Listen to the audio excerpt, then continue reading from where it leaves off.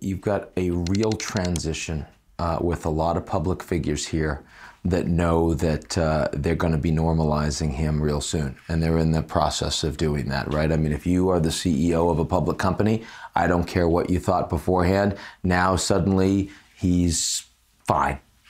And you're going to find a way to say the right things and put on your public face. So that process is happening. You can feel people go through it right now, because even it's very hard to maintain, unless you're a sociopath, to have a radically different public persona than you do privately. So you've got a few people here like Larry Summers who are like really out there, like being super critical. But this is like, you'd say, well, wait a second. Last year I talked to you guys and like we were talking about Trump last year and everyone said, you know, you thought this guy was in a sort of a complete disaster. Has he become suddenly better? It's like, well, you know. So people are turning themselves into knots. There is a concern among the folks that really are looking at the global environment. The domestic environment, I think the Davos crew is actually very happy.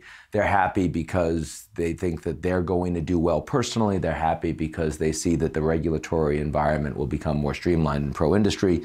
They're happy because they believe that there'll be some spend on infrastructure, some privatization, some opportunity to make money. But internationally, I think there's a lot of concern. Plus, you know, not only Trump, but also many of those around him have been leveling fire at China on almost everything. And so the potential for real confrontation between the world's two most important economies, I think, is actually real. And I think that's underappreciated here at Davos.